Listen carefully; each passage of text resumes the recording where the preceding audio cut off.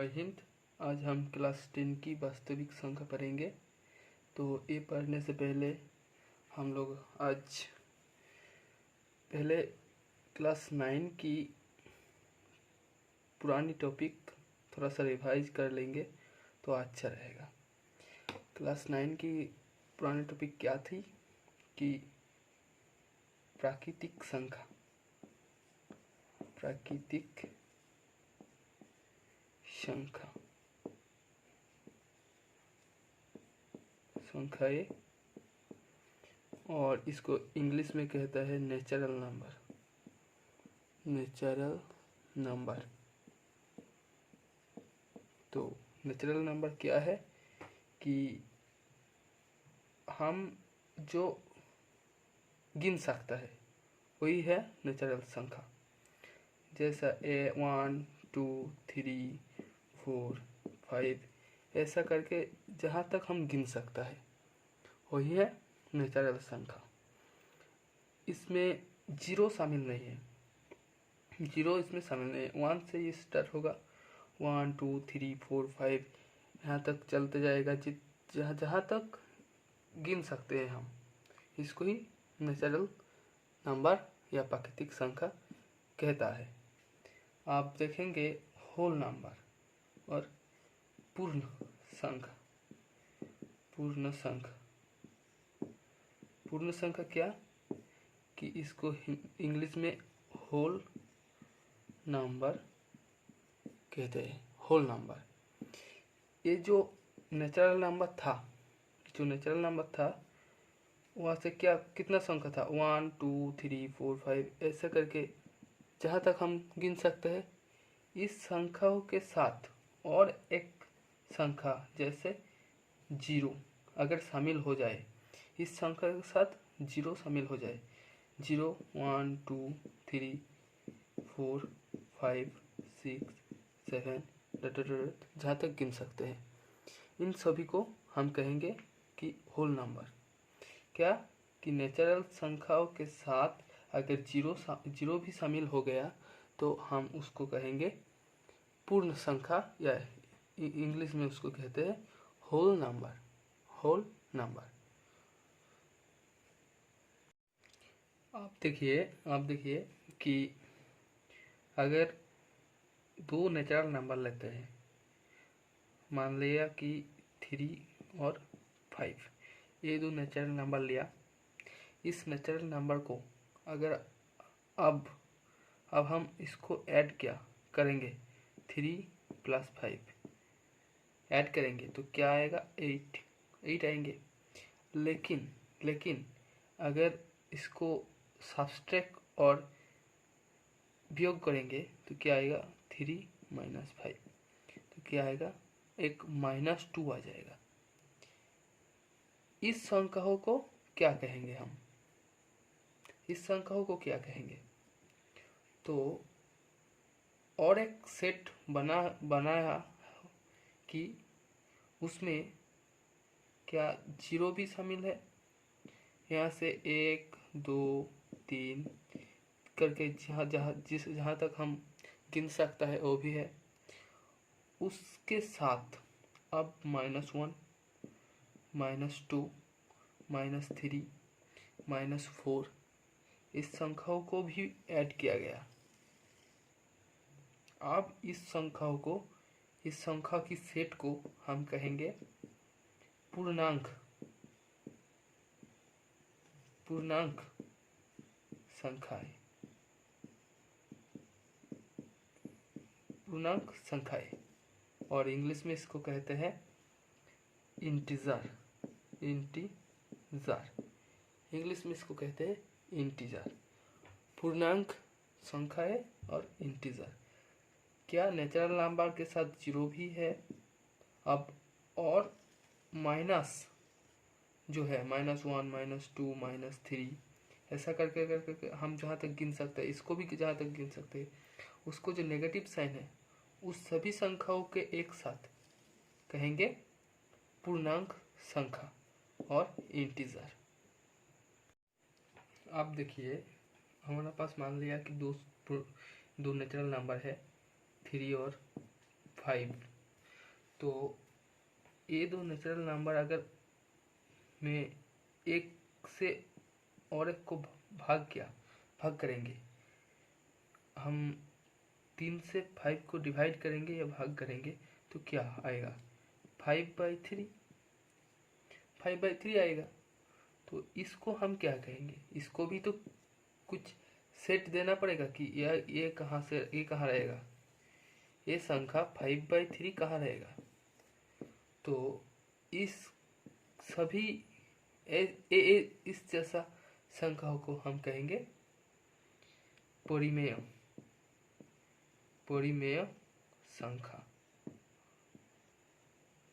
संख्या। इंग्लिश में इसको कहते हैं कि परिमेय संख्या का इंग्लिश में कहते हैं रैशनल नंबर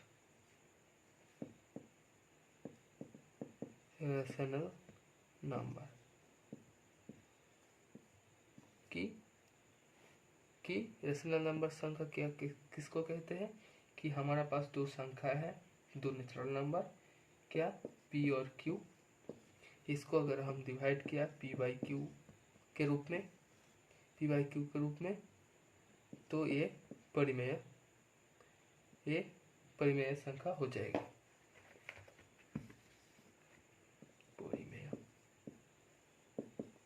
परिमेय जहाँ q not equal to 0। q कभी 0 नहीं हो सकता है। क्यों नहीं हो सकता है? क्योंकि q कभी 0 नहीं हो सकता,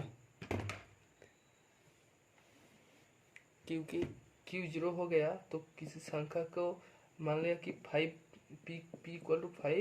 q = 0, तो क्या हो जाएगा? तो 5/0 हो जाएगा। तो तब इन्फिनिटी चला आएगा।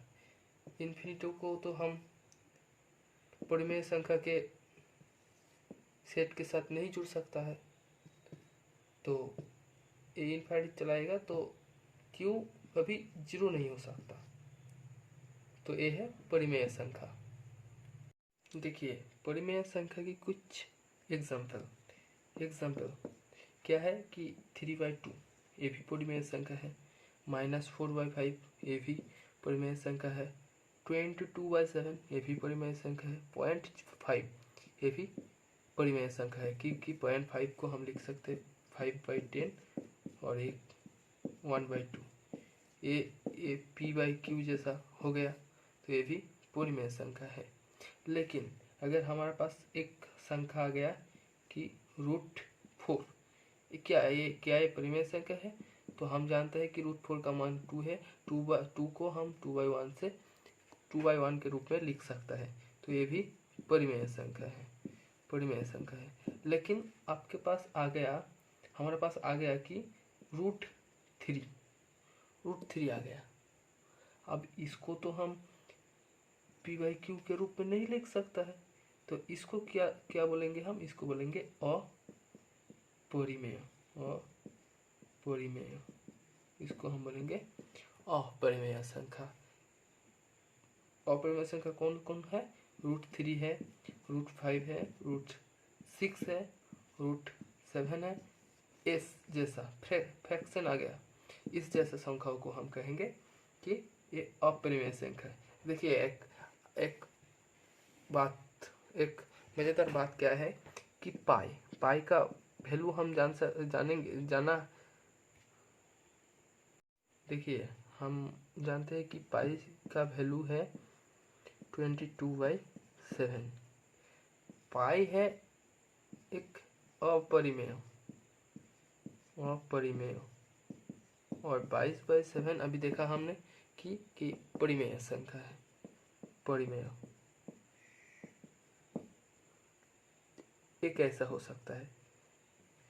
ये भी हो सकता है क्योंकि पाई का वैल्यू एग्जैक्ट 22/7 नहीं है, पाई का वैल्यू कुछ और है, 22/7 के एग्जैक्ट नहीं है। हम मान लेते हैं कि पाई का वैल्यू 22/7 है, 22/7 हम मान लेते हैं, बट ये एग्जैक्ट वैल्यू नहीं है, पाई का एग्जैक्ट वैल्यू नहीं है। तो ये हो गया हमारा परिमेय संख्या और अपरिमेय संख्या। ये दोनों हम जान लिया कि परिमेय संख्या किसको कहते हैं? कि जिसको p/q के रूप में लिखा जा सकता है, जहाँ q not equal to 0, q कभी 0 नहीं हो सकता। और जिस संख्याओं को हम p बाई क्यू के रूप में नहीं लिख सकता है वही है अपरिमेय संख्या। तो हम परिमेय हम जाना क्या, नेचुरल नंबर जाना, नेचुरल को, हाँ एक बात, नेचुरल संख्याओं को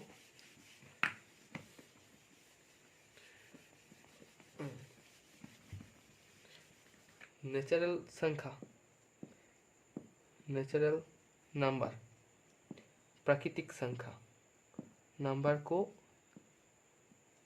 कैपिटल एन से जाना जाता है, कैपिटल एन से। पूर्ण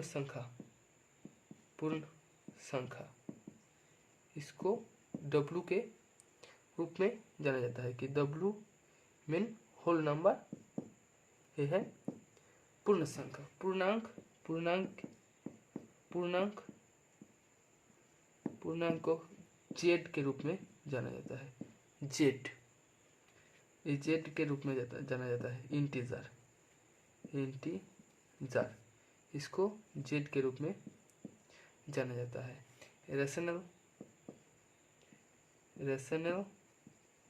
रेशनल नंबर को हम जानते हैं Q के रूप में, कैपिटल Q, हाँ कैपिटल Q के रूप में।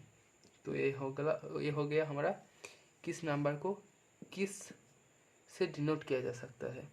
नेचुरल नंबर को हम डिनोट करते हैं n से, कैपिटल N से। पूर्ण संख्या को होल नंबर से, होल W से। पूर्णांक को Z से और रेशनल नंबर को Q से। आप देखेंगे कि एक होता क्या है कि नेचुरल नंबर, ये है नेचुरल नंबर का सेट। नेचुरल नंबर का सेट क्या है, यहाँ में इसमें है 1 2 3 जहाँ तक गिन सकते हैं वो संख्या इस राउंड के अंदर है। इसको हम नाम देते हैं कि नेचुरल नंबर। इससे हम ऐड किया 0 को, इस नेचुरल नंबर के साथ इसको 0 को ऐड कर दिया। अब ये क्या हो गया, अब ये हो गया होल नंबर। अब इस होल नंबर के साथ हम और भी जुड़ देंगे क्या कि -1 -2 -3 जहाँ तक गिन सकते हैं, +1 +2 +3 जहाँ तक गिन सकता है, और 0 भी है। तो अब एक क्या हो गया, अब ये हो गया Z यानी इंटीजर पूर्णांक संख्या। ये हो गया पूर्णांक संख्या हो गया, इंटीजर, जिसको इंग्लिश में कहते हैं इंटीजर हो गया। मान लिया कि हाँ 0 भी है इसमें, -1 भी है, -2 भी है, -3 भी है, 1 2 3 4 +1 2 3 4 ये भी है। इसके साथ और भी ऐड किया,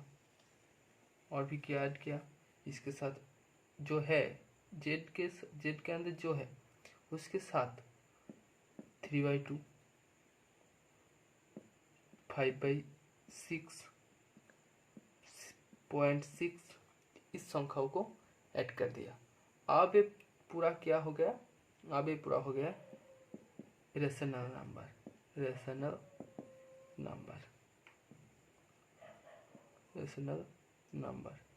यानी परिमेय संख्याएं।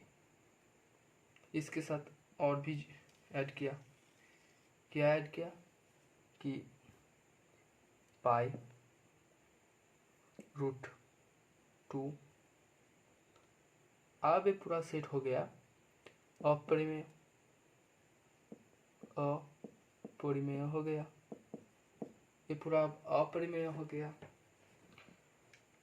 इस पूरा सेट को जितने नंबर है 1 2 इस सेट को जो भी एक नंबर, अगर हम इस नेचुरल नंबर से हुआ या होल नंबर से, जहाँ से ही अगर हम एक नंबर को तुलेंगे तो वो किस संख्या कहेंगे? वो कहेंगे वास्तविक संख्या। वास्तविक संख्या यानी यहाँ जो भी नंबर दिख रहा है वो सभी वास्तविक नंबर है, सभी वास्तविक नंबर है, रियल नंबर, सभी रियल नंबर है, सभी रियल नंबर है। इसमें जिन नंबर को आप चुनेंगे वो भी वास्तविक संख्या है। समझे? ये जिस नंबर चुनेंगे वही वास्तविक संख्या हो जाएगा। अब क्या करेंगे? अब ये तो वास्तविक संख्या हो गया। अब मैं मान लिया कि मैं और एक नंबर ले लिया -2, √-2। इस संख्या को क्या कह लेंगे? ये तो परिमेय के अंदर भी नहीं आता, अपरिमेय के अंदर भी नहीं आता, किसी के यहाँ जो सेट देख रहा है किसी के अंदर भी नहीं आता, ये -√-2। इसको हम कहेंगे काल्पनिक संख्या। काल्पनिक संख्या, इसको हम कहेंगे काल्पनिक संख्या। तो अगर हम देखेंगे कि संख्या को हम दो तरह से डिवाइड कर सकता है कि एक है वास्तविक संख्या और एक है काल्पनिक संख्या। वास्तविक संख्या में वो सभी आता है, नेचुरल, होल, इंटीजर, रेशनल, सभी संख्या वास्तविक संख्या में आता है। और काल्पनिक में क्या आता है? काल्पनिक में आता है रूट के अंदर अगर कोई नंबर है नेगेटिव नंबर तो वो है काल्पनिक। संख्याओं को दो तरह डिवाइड किया जा सकता है कि वास्तविक और काल्पनिक। तो अगले वीडियो में हम देखेंगे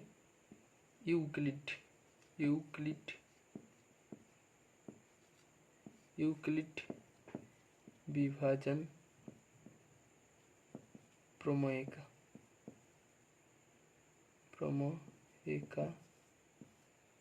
का और इसके सहायता से कैसे किसी दो संख्या के HCF निकाला जा सकता है ये देखेंगे इसके सहायता से। और देखेंगे फंडामेंटल थ्योरम। ये दो चीज़ हम पढ़ेंगे नेक्स्ट क्लास में। तो तब तक चैनल में बने रहे, सब्सक्राइब करें और दोस्तों के साथ शेयर करें।